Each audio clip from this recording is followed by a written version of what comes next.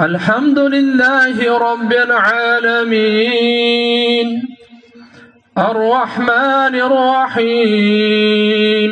Кыргызстан мусулмандарынын дин башкармалыгы Ороз айт намазы 2 май күнү эски аянтта окула турганын билдирип, анын программасын жарыялады. Ага ылайык эртеменки 6:30дан баштап дин алымдарынын баяндамалары жана куттуктоолору айтылып, намаз 7:30да окулат. Канча бир жылдардан бери ошо пандемияга байланыштуу эски аянтта окулбай калган айт намаздар. Быйыл буюрса, Кудай Таала буйруп, эски аянтта намаз окулат, айт намазы. Программасы саат 6-да башталат. 7-ге чейин имамдар сөз сүйлөйт. 7-ден 7:20га чейин Азирети муфти Замиркары сөзү болот. Андан кийин дагы 10 мүнөт дагы башка тиешелүү адамдардын куттуктоосу болот дагы 7:30да айт намазы башталат. Ошондуктан биздин жарандар эртерээк кам көрүп, эртерээк баягы айт намазга келгенге аракет кылышы керек да. Кээде баягы алыста болуп калышы мүмкүн, жетишпей калышы мүмкүн. Ошондуктан алдын ала маалымат берип койгонубуз жакшы. Буга чейин 2 жылдан бери бул жерде жапырт намаз окууга уруксат берилбей келген. Жакында эле Бишкек мэриясы Бишкектеги эски аянт Ороз айтка байланыштуу оңдолуп жатканын кабарлаган. Бүгүнкү күндө ал жер айт намазын окууга толук даяр деп жатышат. Биз жакшынакай жуунуп, тазаланып, кырынып дегендей, мисвак жакшынакай колдонуп, атыр себинип, жаңы кийим болбосо да, эски кийим болсо да аны жууп, жолдо такбир айтып барыш керек айт окуй турган жерге. Айт окуй турган жерге жаштар, ден соолук жакшылар аянтка барыш керек. Анча-мынча карылар, тияк-бияк кечигип андай-мындай болуп калгандар, алар мечитке келиш керек.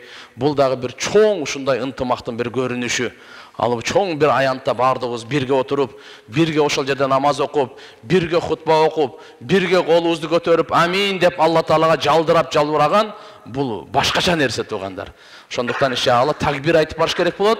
Айт намаз менен, Ороз айт менен Курбан айттын айырмасы, Курбан айтта үндү чыгарып айтып барат.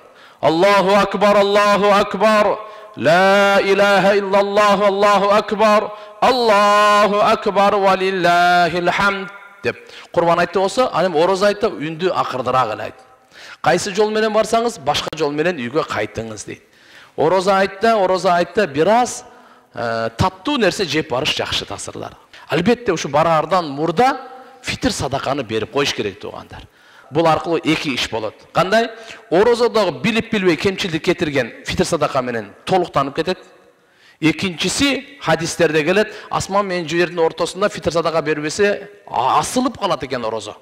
Ошонун кабыл болгонуна себеп болот. Мусулмандардын 1 айлык ыйык Ороз айы апрелдин соңунда аяктап, айт майрамы 2 майга туш келди. Бул майрамдын өзгөчөлүгү чоң. Мусулмандар үчүн жараткандан берилген белек күнү десек туура болот. Бул күнү орозо туткан ар бир адам дайымкыдан башкача жүрүшөт. Каалаган азыктарды жеп, бири-биринкине барып майрамдаса болот. Бул мындай да, Кудай Тааланы бул орозо айы 30 күндей Кудай Таалага ибадат кылып, ибадаттын үстүндө болдук да, орозо кармап. Анан ошол Кудай Тааланын бул сыйлыгы. Мына силер ошончо күн кармадыңар, ушул күнү ооз ачып, силер бир шаан шөкөт менен өтсүн.